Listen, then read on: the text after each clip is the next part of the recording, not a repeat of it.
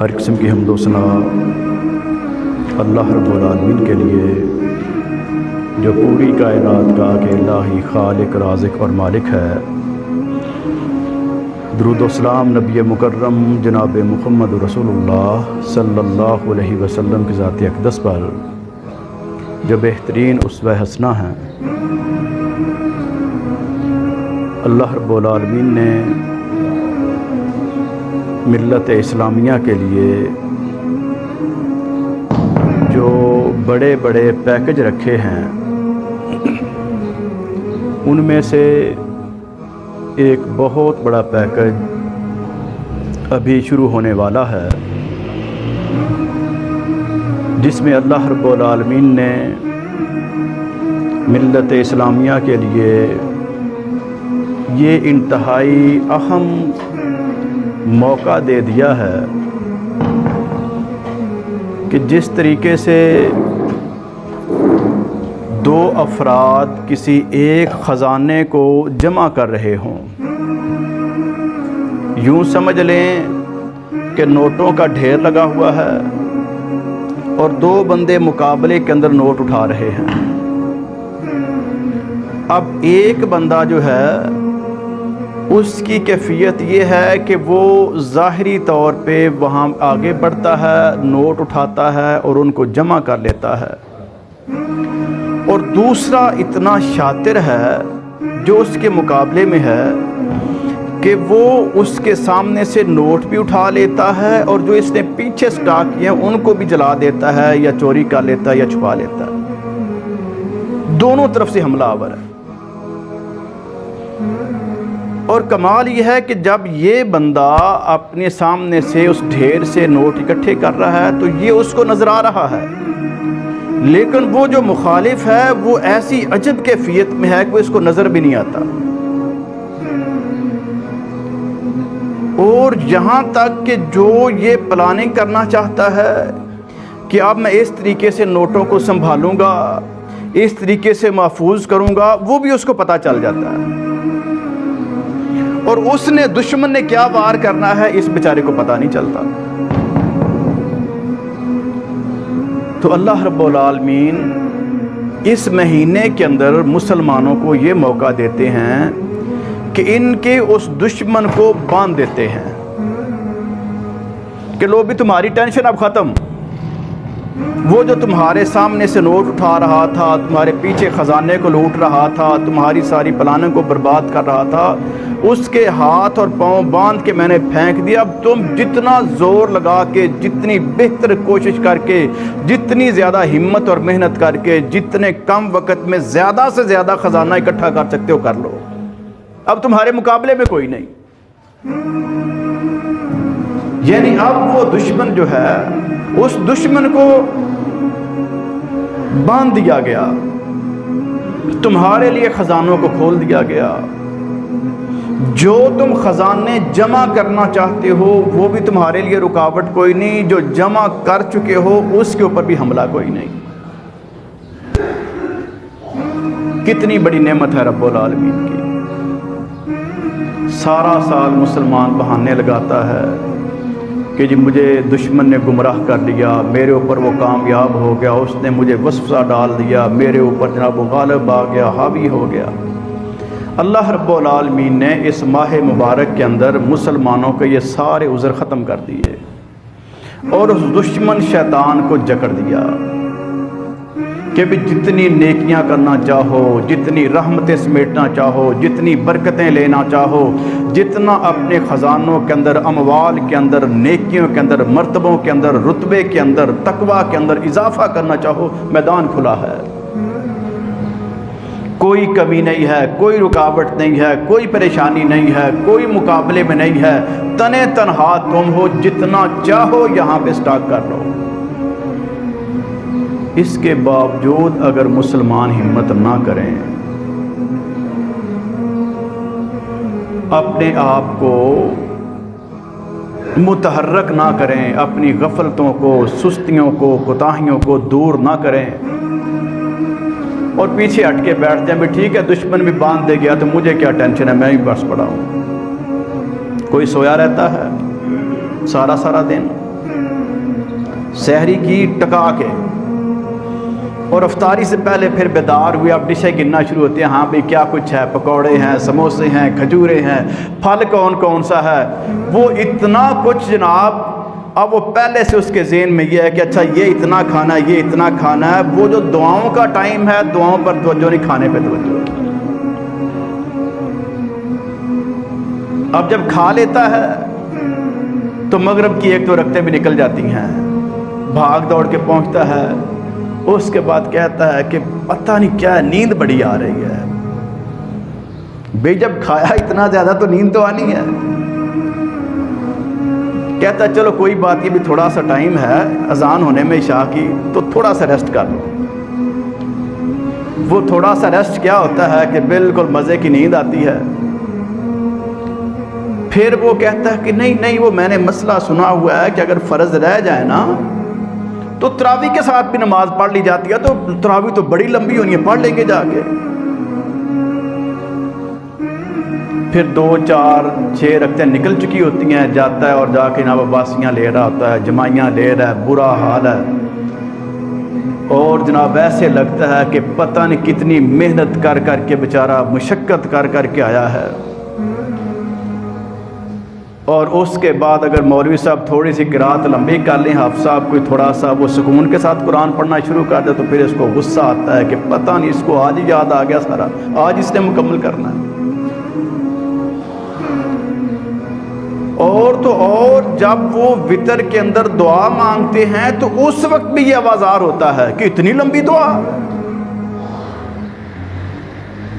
हालांकि होना तो ये चाहिए था कि भी मैंने सारे दिन के इख्तिताम पर अब अपने रब से मेहनत का मुआवजा लेना है, अपने रब से दुआएं करनी हैं, उससे बख्शिश मांगनी है, उससे रहमतें मांगनी हैं, उससे बरकतें लेनी हैं, उससे मालो मता के लिए, औलाद के लिए, घर बार के लिए, कारोबार के लिए, दुनिया के लिए, आखिरत के लिए सब कुछ मांगना है। और वो रब मुझे दे रहा है, मैं ज़रा चौकस होके, होशियार होके, मुकम्मल मुतमिन होके, पूरी तवज्जो के साथ रब से सवाल करूं, फरियादें करूं, गिरिया जारी करूं, उस वक्त भी बेजार होता है ये।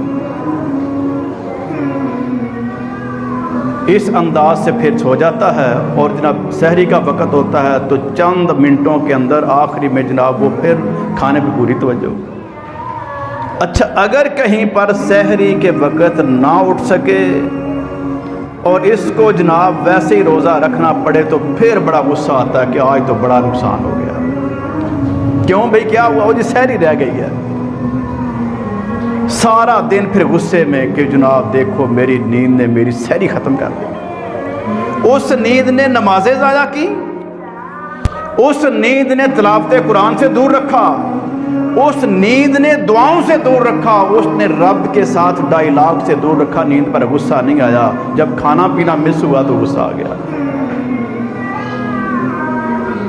इस अंदाज से एक दिन गया, दूसरा, तीसरा, पहला अशरा, दूसरा अशरा, तीसरा अशरा। अब तीसरा अशरा जो ही अपने इख्तिताम पर पहुंचता है तो ये बाज़ारों का रुख कर लेता है। वो ईद आ रही है ना, ताक रातें भी बाज़ारों में, कोई लैलातुल कद्र की तलाश नहीं है, कोई इबादत का वो ज़ौक़ और शौक़ नहीं है। और दिन के अंदर भी यही प्लानिंग और यही मंसूबे। और जब चांद रात होती है तो ऐसी ऐसी खराफात कर बैठता है कि जो कोई थोड़ी बहुत नेकियां की होती हैं वो भी वहीं पे ज़ाया। क्योंकि जब यकम शव्वाल का चांद निकलता है, ईद का चांद जिसको आप कहते हैं, तो फिर फौर वो आ जाता है जिसको पकड़ा होता है, जकड़ा होता है अल्लाह रब्बुल आलमीन ने। वो कहता हाँ भाई 1 महीना अकेले रहे हो तो और फिर कसर पूरी करें। उस एक रात के अंदर वो कुछ करवा देता है कि जो पूरे महीनों की नेकियों को खा जाता है। सुबह फिर साफ सुथरे कपड़े पहन के आता है कि जनाब मैं तो ईद के लिए हूँ, बड़ी खुशी का मुकाम है। खुशी का मुकाम कब है? वो तो रुसवाई का, जिल्लत का मुकाम है कि तेरे लिए इतना शानदार महीना आया और उसको तू बर्बाद कर बैठा।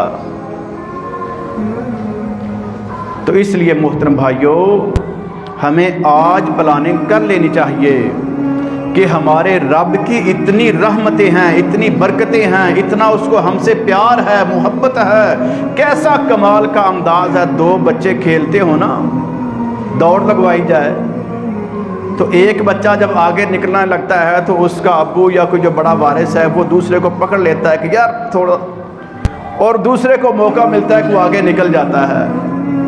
اچھا وہ کہتا ہے کہ میرا یہ کتنا خیر خواہ ہے کہ میرے مقابلے میں جو دوڑ رہا تھا اس کو روک کے تو مجھے آگے جانے کا موقع دے دیا۔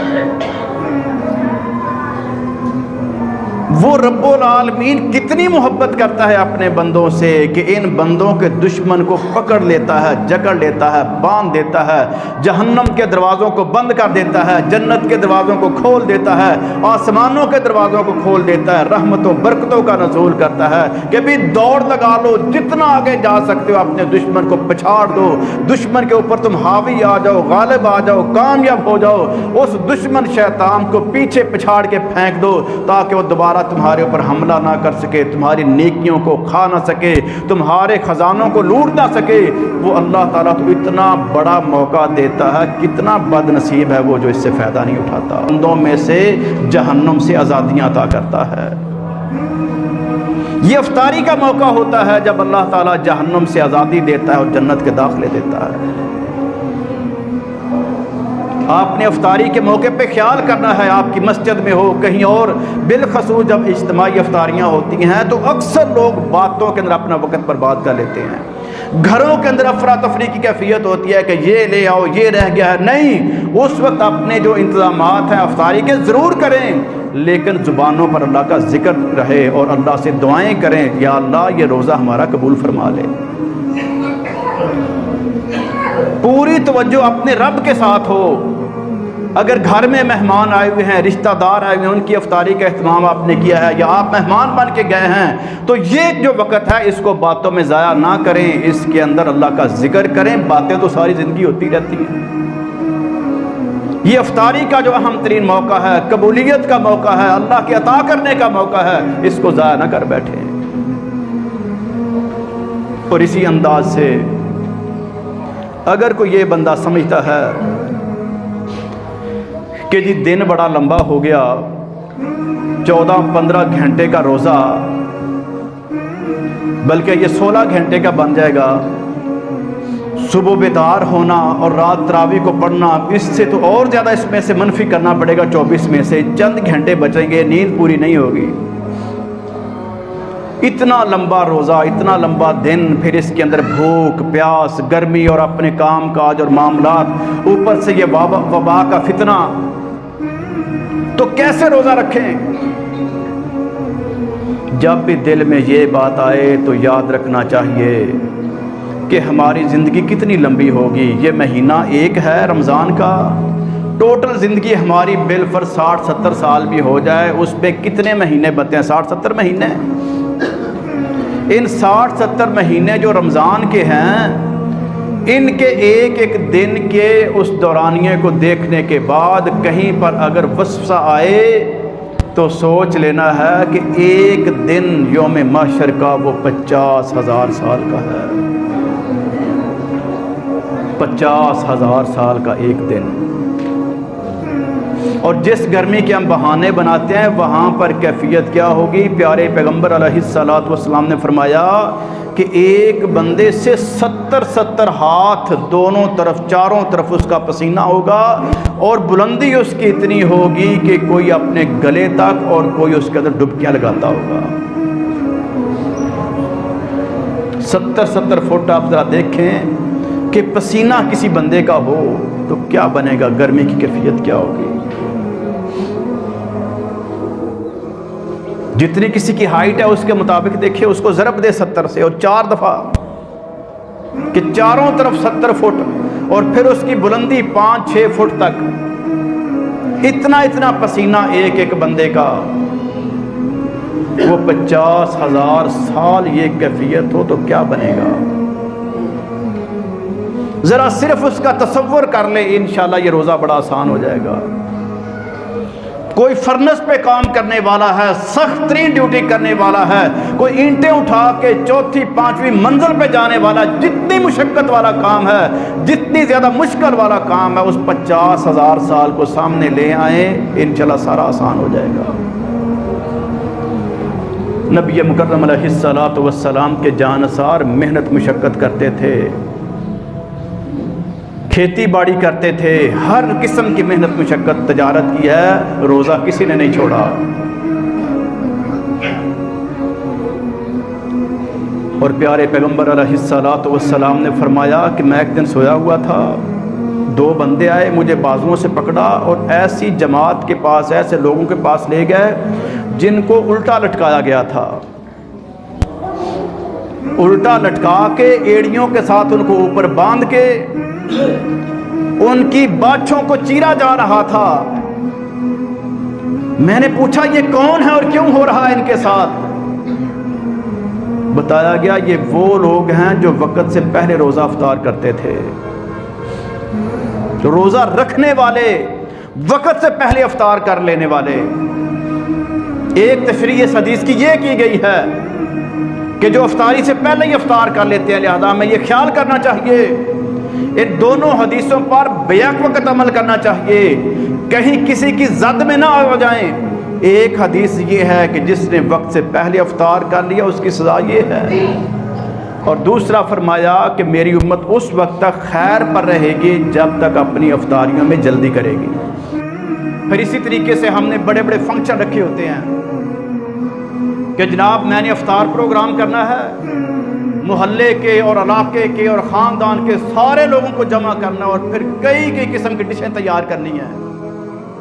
ہمیں اس کے بجائے دیکھنا چاہیے کہ میرے رشتہ داروں میں سے کون سا غریب مسکین ہے جو بیچارہ سحری افطاری کا بھی انتظام نہیں کر سکتا، اس کو راشن پیک دے دیں۔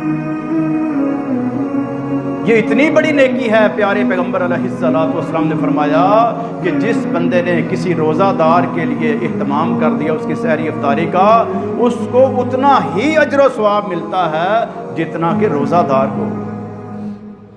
صرف تھوڑا سا خرچہ کرنے کی وجہ سے وہ پورے دن کی محنت مشقت، وہ عبادت، وہ ریاضت، وہ عبادتیں، وہ ریاضتیں، وہ ذکر و اذکار، وہ دعائیں، جتنا اجر و ثواب روزہ دار کو ہوگا اتنا ہی یہ راشن پیک دینے والے کو ہو جائے گا، اور ہر دن کے بدلے جتنے دنوں کو آپ اہتمام کریں گے اتنے دنوں کی نیکیاں آپ کو ملتی جائیں گی، اور روزہ دار کے اجر میں کوئی کمی نہیں کی جاتی۔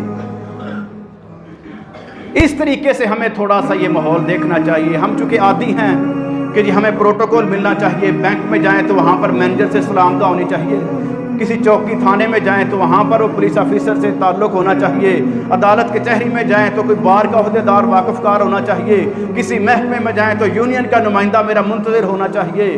یہ ہماری نیچر ہے، اس کو بھی ہمیں کنٹرول کرنا چاہیے اور اس کو اٹھا کے آخرت پہ لے جانا چاہیے کہ اللہ رب العالمین نے جو پروٹوکول دینا ہے روزہ داروں کو کہ اسپیشل ایک گیٹ لگایا جائے گا، جتنے روزہ دار ان کے لیے کہا جائے آؤ، نہ کوئی تمہارا انتظار ہے نہ قطار ہے، یہ سارے روزہ داروں کے لیے اسپیشلی دروازہ کھولا گیا ہے، آؤ یہاں سے داخل ہو جاؤ۔ کتنا بڑا پروٹوکول ہے۔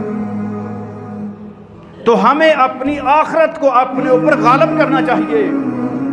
جب ہماری آخرت ہمارے سامنے ہوگی اور اس کے مطابق ہم چلیں گے تو انشاءاللہ دنیا کے اندر رہتے ہوئے ہمیں بہت کچھ اللہ تعالیٰ پھر عطا کر دے گا، پھر ہمیں شعور دے گا، فہم و فراست دے گا، پھر ہم شکووں کی بجائے، رونے دھونے کے بجائے پریکٹیکلی طور پہ کچھ کریں گے، بھی میں یہ کر سکتا ہوں، اب میں انسانیت کے لیے یہ کروں گا، اپنے مسلمانوں کے لیے یہ کروں گا، روزہ داروں کے لیے یہ کروں گا، اپنے ملک کے لیے اور اپنی امت کے لیے یہ کروں گا۔ اس انداز سے بندے کے اندر امپرومنٹ ہوتی جاتی ہے، اس کے اندر نیکیوں کا جذبہ بڑھتا جاتا ہے، اللہ کی رحمتیں اور برکتیں بھی شامل حال ہو جاتی ہیں، اس کی صلاحیتوں میں بھی اضافہ ہو جاتا ہے، اس کی دنیا بھی شاندار ہو جاتی ہے، اور اس کی آخرت کے تو کیا کہنے ہوں گے جب وہ نبیوں کے ساتھ ہوگا، جب وہ صدیقین کے ساتھ ہوگا، جب وہ شہداء کے ساتھ ہوگا اور اپنے پیارے پیغمبر علیہ الصلوۃ والسلام کی ہمسائیگی میں ہوگا، کیسا کمال مقام ہوگا۔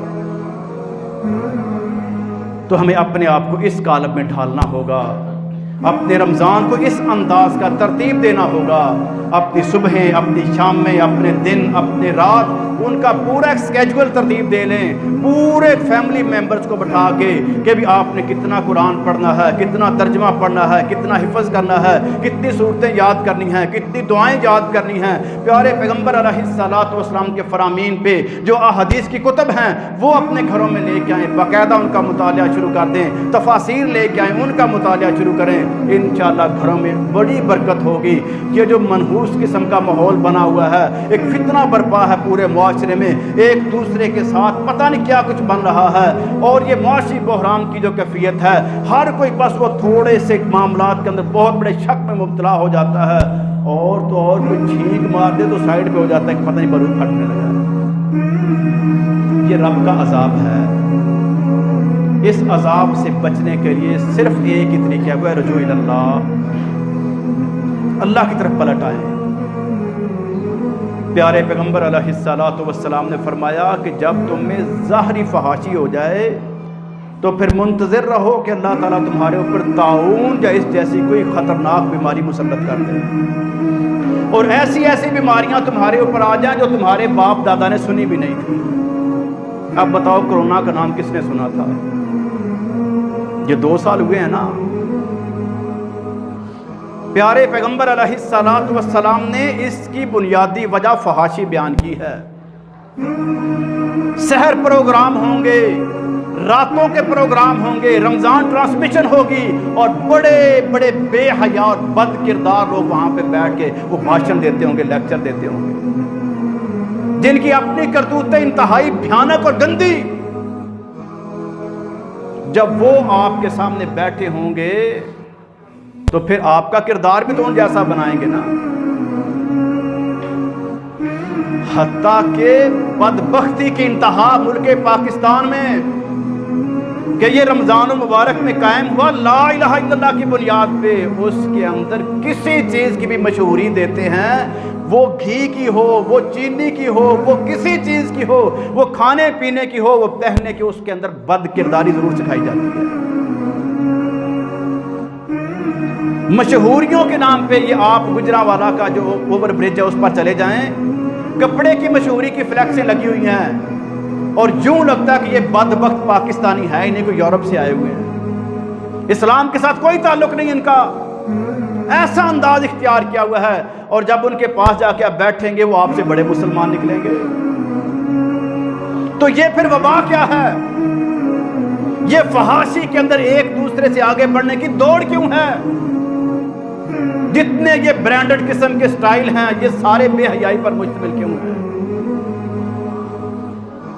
ہر اشتہار کے اندر عورت کو کیوں پیش کیا جاتا ہے؟ محترم بھائیو، یہ ہے اصل فتنہ، تمام تر بیماریوں کی جڑ یہ ہے، تمام تر بحرانوں کی جڑ یہ ہے، سب سے بڑا فتنہ یہ ہے جو فحاشی کو پروموٹ کیا جا رہا ہے مختلف طریقوں سے۔ اس کو کنٹرول کریں، اپنی دکانوں میں، اپنے کاروباروں میں، اپنے گھر بار میں، جہاں جہاں پہ ممکن ہے پردے کو لاگو کر لیں۔ جب آپ پردے کو لاگو کر دیں گے اللہ کی برکتیں اور رحمتیں آئیں گی۔ یوں سمجھ لیں کہ آپ نے اپنی عورتوں کو نہیں ڈھانپا، اپنے ایمان کو کور کر لیا، محفوظ کر لیا۔ جب ہمارا ایمان محفوظ ہوگا ہماری تجارتیں بھی بہترین ہو جائیں گی، ہمارے ملک بھی شاندار ہو جائیں گے۔ اللہ ہمیں اس کی توفیق عطا فرما دے۔ واخر دعوانا